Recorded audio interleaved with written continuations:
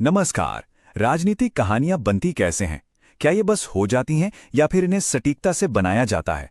आज हम एक ऐसी ही सिस्टम की बात करेंगे जिसका नाम है द ब्लूप्रिंट प्रोटोकॉल।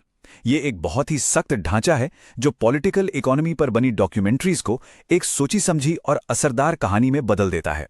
देखिए, इस प्रोटोकॉल के हर नियम और हर फैसले के दिल में एक ही सोच है, राजनीति से परे एक उद्देश्य। और ये सिर्फ कोई नारा नहीं है, ये वो मजबूत धुरी है जिसके चारों ओर ये पूरा शक्तिशाली सिस्टम घूमता है। तो सवाल ये उठता है कि ज्यादा से ज्यादा असर और पूरी ईमानदारी के साथ एक राजनीतिक कहानी को कैसे गढ़ा जाए। द ब्लूप्रिंट प्रोटोकॉल इसी मुश्किल सवाल का एक बहुत ही व्यवस्थित जवाब देता है। चलिए इसके पहले हिस्से को समझते हैं। तो ये सिस्टम शुरू कहां से होता है? ये शुरू होता है एक आवाज से, जिसे हम कहते हैं रणनीतिकार की आवाज। ये सिर्फ एक नैरेटर नहीं है, बल्कि ये वो इंसान है जिस पर पूरी कहानी का भरोसा और उसकी सच्चाई टिकी होती है। प्रोटोकॉल की मांग बहुत साफ है। यहां कोई भी आम वक्ता नहीं चलेगा।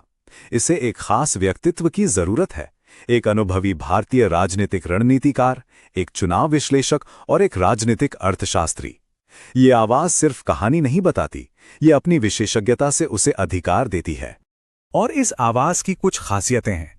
पहली, वो आंकड़ों पर सख्त होता है पर लोगों के लिए नरम। दूसरी, हमला किसी व्यक्ति पर नहीं बल्कि सिस्टम की खामियों पर होता है। वो एक शांत अधिकार के साथ बात करता है, दर्शकों से बराबरी का संवाद करता है।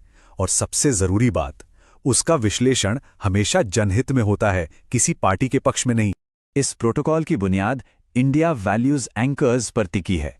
इसका मतलब सीधा है, कहानी में हर इंसान की गरिमा और उसकी सहमति सबसे ऊपर है। ये हमारे संवैधानिक मूल्यों के हिसाब से एक जिम्मेदार संवाद बनाने की शर्त है, और यह भी सुनिश्चित करता है कि लोगों की निजी जानकारी का हमेशा सम्मान हो। तो आवाज तय हो गई। अब बात करते हैं कहानी के ढांचे की। सिस्टम का अगला हिस्सा है नैरेटिव ब्लूप्रिंट। ये 19 मिनट की एक ऐसी यात्रा है जिसके हर मोड़ को पहले से तय कर लिया गया है। इसमें किसी बदलाव की कोई गुंजाइश नहीं है। 19 मिनट, जी हां, हर डॉक्यूमेंट्री के लिए यह समय बिल्कुल तय है। प्रोटोकॉल 18 मिनट 45 सेकंड से लेकर 19 मिनट 20 सेकंड के बीच ही रहता है। समय की ये पाबंदी कहानी को भटकने से रोकती है और दर्शकों का ध्यान बनाए रखती है। तो इस 19 मिनट की कहानी का एक तय रास्ता है। ये पहचान और मकसद से शुरू होती है, फिर जमीन की नब्ज को समझती है। इसके बाद ये डेटा से निकले टॉप 3 सिग्नल और नतीजों के विश्लेषण पर फोकस करती है। और आखिर में ये सिर्फ समस्या नहीं बताती, बल्कि उसे ठीक करने के लिए एक निर्देशात्मक ब्लूप्रिंट और भविष्य का एक विजन भी देती है। ये एक ऐसा प्रवाह है जो विश्लेषण को समाधान से जोड़ता है। अब इस सिस्टम की जो असली ताकत है वो इसके सख्त नियमों में है। ये नियम इस सिस्टम की रीलिंग की तरह हैं, जो इसे अनुशासन और सच्चाई की पटरी से उतरने नहीं देते। सोचिए, इसके 2 मजबूत खंभे हैं। पहला है सोर्स ट्रूथ लॉक। इसका मतलब है कि सारी जानकारी सिर्फ दिए गए सोर्स से ही आएगी, कोई भी डेटा अपनी मर्जी से नहीं जोड़ा जाएगा। और दूसरा है कंटेंट फायरवॉल। ये मुश्किल तकनीकी शब्दों पर पूरी तरह से रोक लगाता है ताकि भाषा हमेशा आम इंसान से जुड़ी रहे, मानवीय रहे। और ये सब क्यों? क्योंकि प्रोटोकॉल का मानना है कि चुनाव इज इक्वल टू शासन के लिए डेटा इंजीनियरिंग। ये सोच आंकड़ों को सिर्फ नंबरों की तरह नहीं बल्कि बेहतर गवर्नेंस के एक औजार की तरह देखती है। तो आवाज हो गई, ढांचा हो गया, नियम भी हो गए। अब आती है इसकी आखिरी और बहुत जरूरी परत, इसकी विजुअल पहचान।